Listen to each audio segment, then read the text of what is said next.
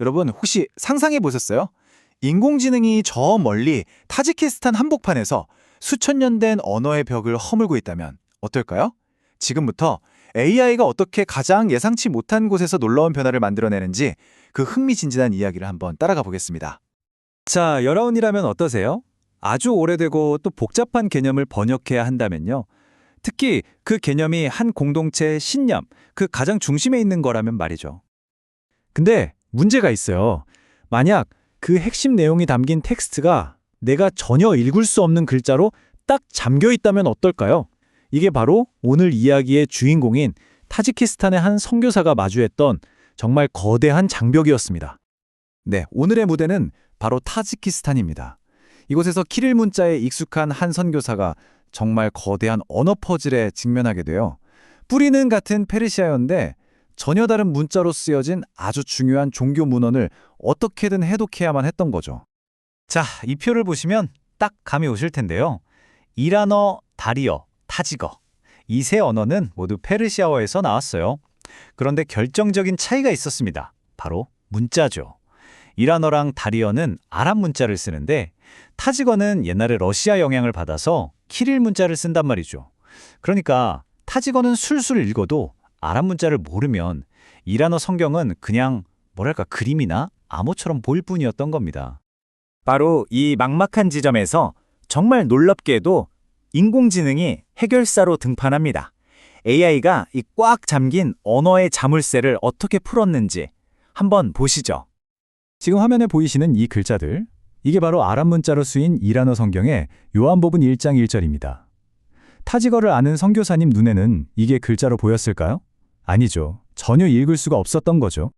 AI는 이 문제를 정말 놀랍도록 간단한 두 단계로 해결했습니다. 첫째, 도저히 읽을 수 없던 아랍 문자를 소리나는 그대로 익숙한 키릴 문자로 바꿔준 거예요. 이걸 전문 용어로 음력이라고 하죠. 그리고 둘째, 이렇게 글자가 바뀌니까 드디어 두 언어의 성경을 나란히 놓고 직접 비교할 수 있게 된 겁니다. 와, 수십 년간 굳게 닫혀있던 문이 AI 덕분에 순식간에 활짝 열린 셈이죠. 그리고 이 비교를 통해서 정말 중요한 사실이 드러납니다. 기독교의 핵심 개념 중 하나인 의롭다 하심이라는 단어의 번역이 세상에 완전히 달랐던 거예요. 기존 타지거 성경에서는 이 단어를 그냥 문자 그대로 하얗게 되다, 그러니까 깨끗해진다 정도로 번역했거든요. 근데 AI가 보여준 이란어 성경은 달랐습니다. 의롭다고 여겨지다. 이건 단순히 깨끗해지는 걸 넘어서 법정에서 판사가 선언하듯이 너는 의로운 존재다 라고 선언해 준다는 훨씬 깊은 의미를 담고 있었던 거죠. AI가 아니었다면 이 미묘하지만 신학적으로는 정말 결정적인 차이를 발견하기 어려웠을 겁니다. 근데 이게 끝이 아니었어요. 이 번역의 돌파구는 그야말로 시작에 불과했습니다. AI는 단순한 번역기를 넘어서 선교사의 손에 들린 강력한 만능 도구가 되었습니다. AI가 진짜 말 그대로 스위스 아미나이프가 된 거예요. 어린이들 눈높이에 맞춰서 성경 이야기를 각색해주는 콘텐츠 제작자였다가 또 현지 뉴스 기사를 즉시 번역하고 요약해주는 똑똑한 지역연구원이 되기도 하고요. 심지어 성경 원어인 그리스어나 히브리어를 분석하는 신학 연구 파트너 역할까지 해냈습니다. 원어민처럼 타지거 회화 연습을 시켜주는 언어 선생님이 되어주기도 했고요. 정말 대단하죠. 하지만 여러분, 모든 이야기에는 반전이 있죠. 이렇게 강력해 보이는 새 도구도 완벽하지 않았습니다. 오히려 생각보다 훨씬 큰 위험을 안고 있었어요. 이 선교사님의 충격적인 고백을 한번 들어보세요. 저는 한 달 넘게 속았습니다. AI는 타지거 성경을 정확하게 인용하는 척했지만 사실 그 구절은 성경에 아예 존재하지도 않았어요. 전부 다 지어낸 거였죠. 이게 바로 AI의 가장 큰 위험성, 환각 현상입니다. AI가 너무나도 그럴듯하게 자신감 넘치게 거짓말을 만들어내는 문제 말이에요. 자, 그래서 우리가 경계해야 할 AI의 4가지 숨겨진 위험 한번 짚어볼게요. 첫째, 방금 말씀드린 환각 현상. 없는 사실을 자신 있게 지어냅니다. 둘째, 게으른 답변.